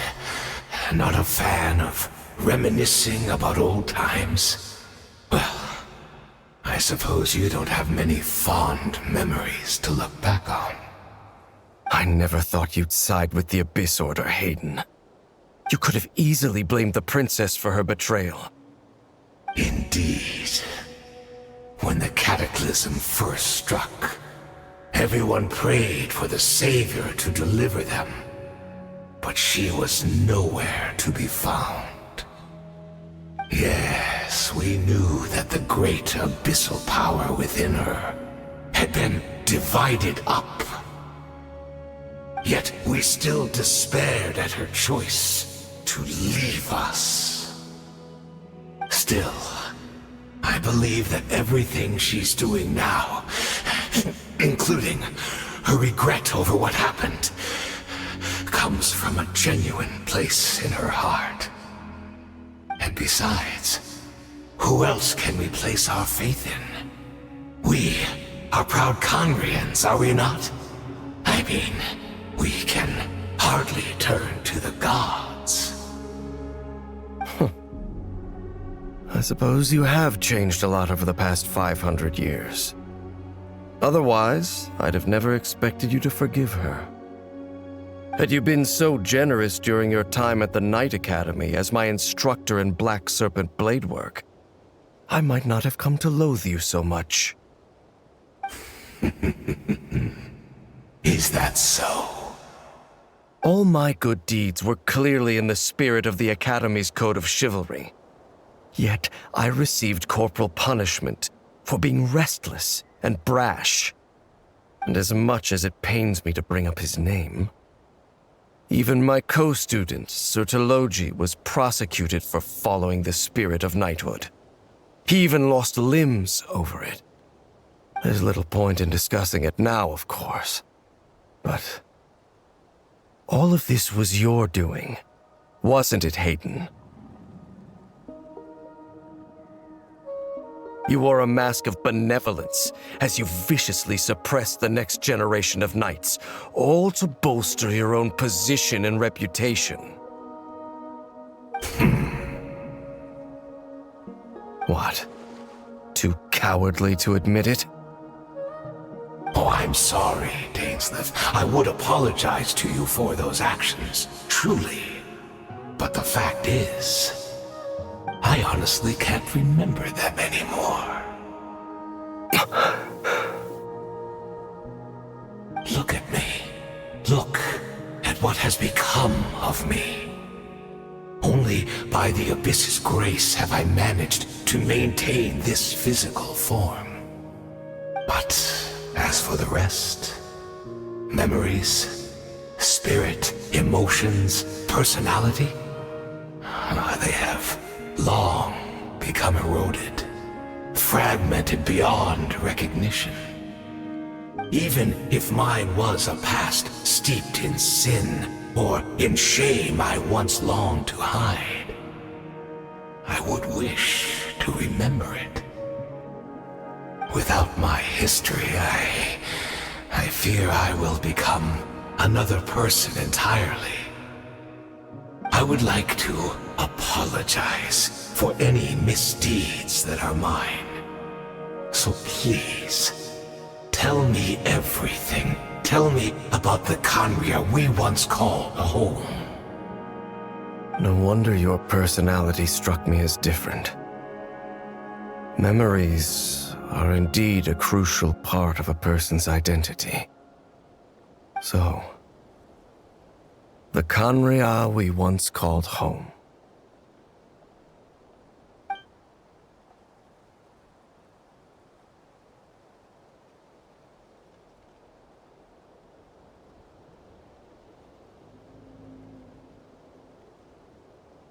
You seem to remember much. Could you tell me more about it? About our golden age? I'm not interested. I have neither the time nor the sympathy. Is that so? What a pity. But this will be quite sufficient, as long as the loom of fate heard what I could not. The loom of fate? What have you done? Tell me. I'm afraid I owe you yet another apology, Dainsleif. You were right. I lied to you earlier. Your wits are too sharp to be fooled by me. The homeland hasn't yet been revived. In fact, even the ley line weaving is not yet complete. Think of ley lines as the collection of memories concerning a given place. To reweave Khaenri'ah's ley lines as they were 500 years ago, we would somehow need to retrieve almost all the memories of Khaenri'ah from that age. The loom of fate cannot weave without an abundant supply of memories. And so, we relied on everyone in the Abyss Order to provide what they could. Even though fragments are all that remain in most cases, the more we all share, the more that can be restored. So the Loom of Fate is running as we speak. And the so-called meditation your members have been performing. Its purpose was to supply the Loom with memories, wasn't it? Indeed. We are people in exile, stranded 500 years in the future. Will weave our homeland anew and bring the nation of our dreams back into the real world. Ah, what a glorious undertaking. What a shame it had to take this long. After 500 years, most of our memories have faded, and a world woven from broken memories shall itself be broken. So that's where I'm supposed to come in? You look for assistance from your mortal enemy, who has sworn to hunt you down? Precisely. For you possess a ring left to you by your elder brother, which continuously resets your body's condition. Of course, your memories are susceptible to erosion just like ours. But of all Conrians who remain, you are sure to remember the most. We had to obtain the memories in your mind, whatever the price, even if it meant sacrificing our entire army as bait. So this was your true goal? To lure me here, guide me into a state of meditation, and access my memories. So be it. A few of my fading memories for your entire army? That strikes me as a fair trade. I appreciate your generosity. You're gambling everything you have on the Loom of Fate. This could be a costly mistake for you in the long run. Perhaps. But that is the gamble our Highness has chosen to make. And thanks to you, the Loom of Fate has now finished weaving the ley lines. New Conria is complete! Enough about your beloved leader. You said you would pay any price for my memories, did you not? In that case, prepare to be slain another 100 times for your deception. I hope it was worth it.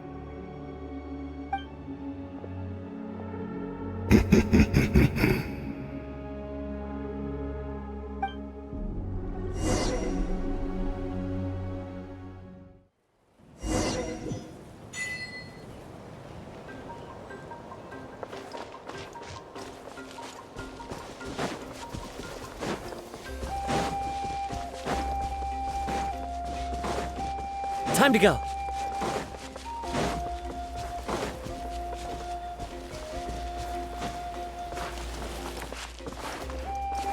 One with nature.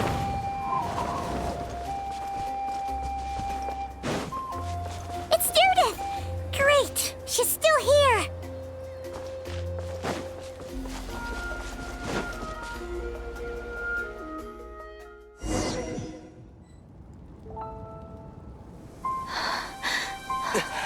Direidyth!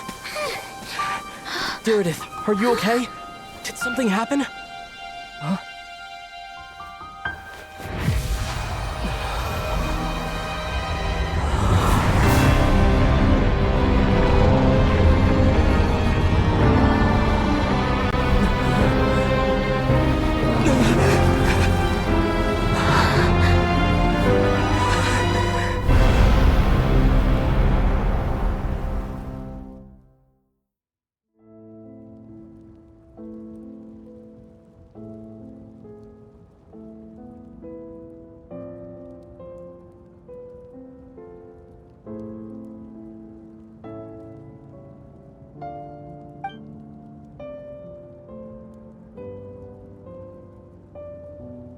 We're not from the same world, are we? No. I come from your future. Wait, but that's great! That means the world isn't going to end. In that case, tell me, what happens to Conria? What happens to my homeland? No, wait. Don't answer that. We can only fight for our future. If the future is unknown, I still believe the Savior can turn things around. I'll carry on looking for her, even if you're not there to protect me. Although, in a way, I've already found my savior. It's you. You protected me, and I believe you can protect us all. You're the one who can change everything. It's just too bad that we're not from the same time or place.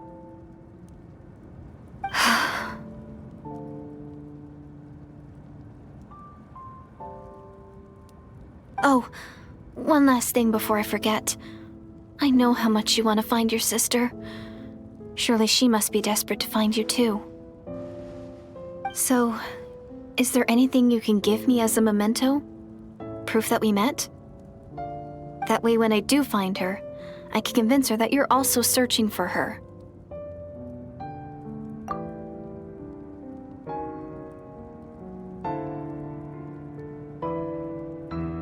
Huh? What is it?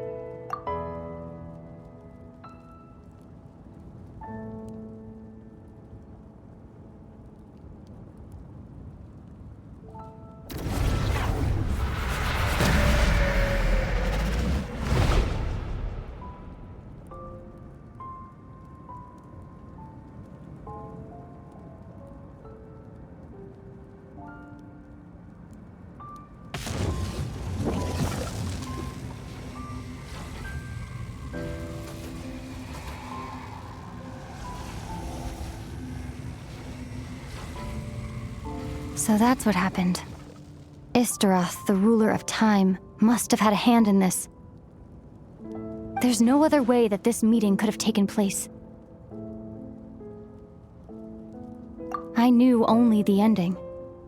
I've always been curious about the events that led to it. When the Cataclysm first began 500 years ago, I, as the Princess of Conria, was preparing to do my part, to fight back with all my might. But then, this girl, Direidyth, she found me. The irony was that even as she desperately begged me to save the world, she brought me news of you. I was stunned, and I was suspicious of her claim that you were searching for me. But then, she showed me the key to your hibernation chamber. We'd been separated ever since I awakened in Teyvat. I searched the whole planet and found no trace of you anywhere.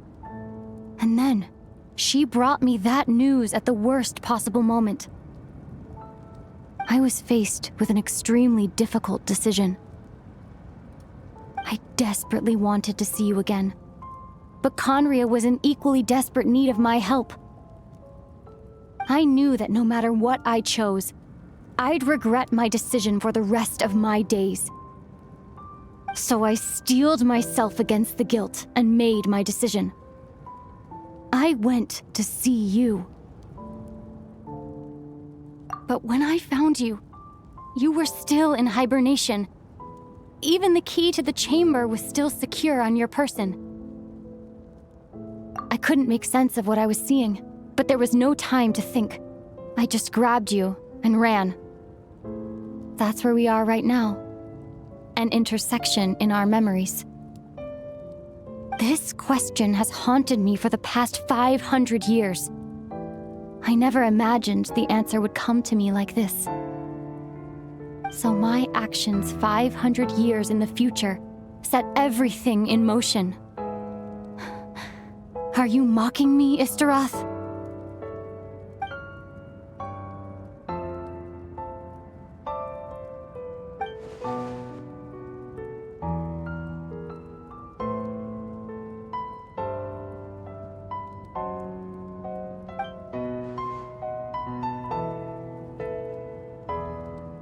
Not yet, but I've taken a very important step. Now, the ley lines of Conria are complete. I'd always thought that Tevat's ley lines were locked by the heavenly principles. No more can be added, and existing ones cannot be replaced. But then, I learned that Natlan's Night Kingdom appeared to be an exception to the rule. It has intrigued me ever since. So I directed the Abyss Order to feign an attack on Natlan, buying me some time to enter the Night Kingdom and negotiate with the Lord of the Night. Unfortunately, for other reasons, even the Night Kingdom cannot host any new ley lines. The most I could get was some room to carry out the weaving process.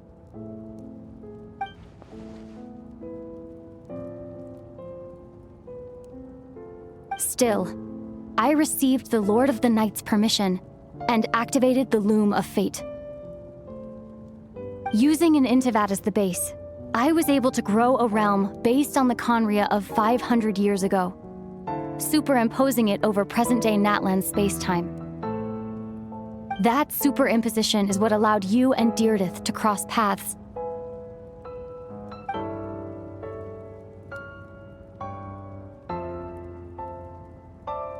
After that, the new Conria was enriched with memories of the old, drawn from the Abyss Order's members in their meditation sessions. With those memories as raw materials, and the superimposed realm as a template, the Loom of Fate finally finished its work. What I now hold in my hand is the Atlas of the New World. This is the product of the Loom of Fate, holding within it the entire network of New Conria's ley lines. With this, the nation once known as Conria can rise again. One day, I will find a suitable host location for it.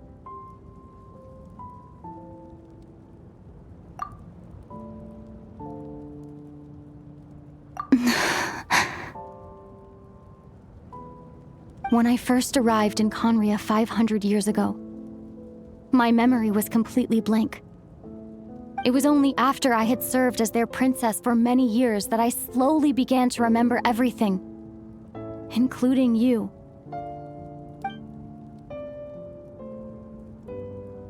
But recovering old memories didn't simply erase the part of my life I spent in Conria. I still see it as my second home. That is why my guilt weighs so heavily on me. But even so, that only constitutes part of my motive. More importantly, if I wish to speak with the heavenly principles as an equal, I will need the might of an entire world behind me.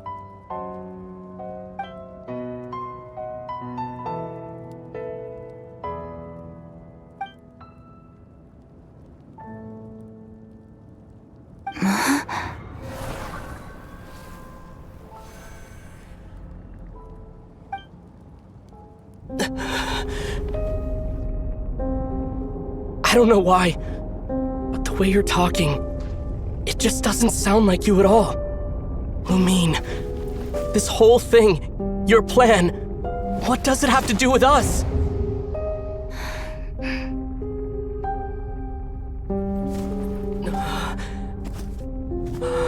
All along, it's only ever been about us.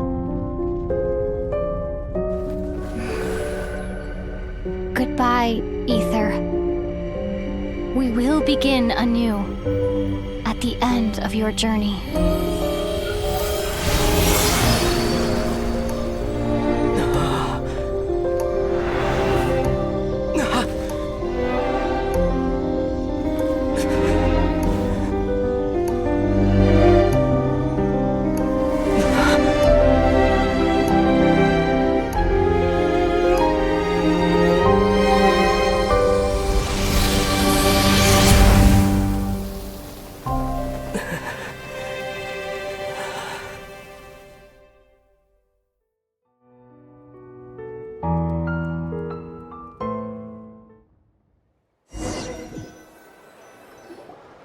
Our hero is back! Everyone's been waiting for you! The Abyss Order made a full retreat before our forces even arrived on the scene. All thanks to your efforts, no doubt. Oh, and Mr. Dainsleif's, of course. What's wrong? You look upset. Paimon doesn't know the details either. The Traveler just disappeared after taking Direidyth's hand.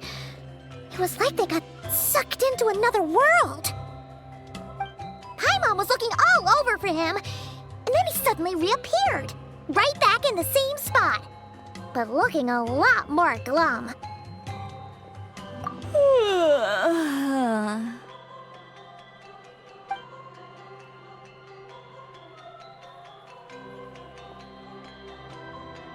I think I got the gist of what happened. Something to do with your sister? I spoke with the Lord of the Night in a dream just now, and learned quite a lot. Huh? You met your sister? And you didn't think to tell Paimon right away? Well, never mind. Paimon can see that you're pretty down right now. But let's go over everything later, all right? What your sister accomplished? It all but defies comprehension. I was stunned when I heard about it too. But what surprised me the most was that the Lord of the Night actually chose to allow it. The Lord of the Night did try to explain it to me, but in a word, it's complicated. During the war with the Abyss, Malwika had an argument with the captain. Malwika believed that we should fight to protect our culture and memories, while the captain believed the preservation of the ley lines should come before all else.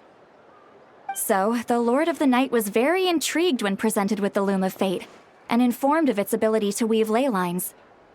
She saw your sister's actions as a potential third option, namely to preserve an entire nation in the form of an atlas. Preserve a nation? You've definitely lost me now. You're not the only one. Paimon's got no idea what's going on either. With that in mind, the Lord of the Night gave the go-ahead once she was satisfied that the Loom of Fate wouldn't have any real effect on Natlan.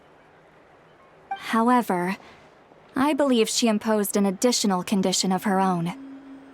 An additional condition? Did she ask for something in return? No idea. She wouldn't tell me what it was. Huh. All right, well, let's not overthink this for now. We just won a war. Time for a well-earned drink to celebrate. I trust the Lord of the Night unreservedly. I'm sure she only involved herself to take a problem off our hands, so it's one less thing for us to worry about. Don't you agree, Traveler? Come on, let's head back to the Collective of Plenty. Oh, Veressa should be there too. We'll treat you to a real feast.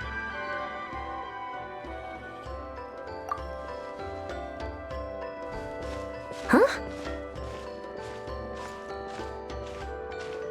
Iansan, leave him be. This might be hard to understand for an extrovert like you, but some people need alone time to recharge every once in a while. Traveler?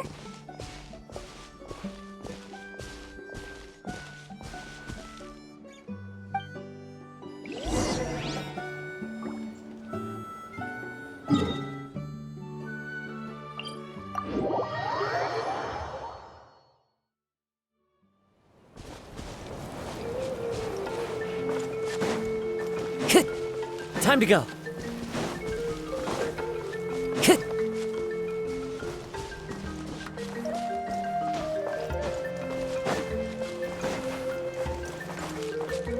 The wind knows me.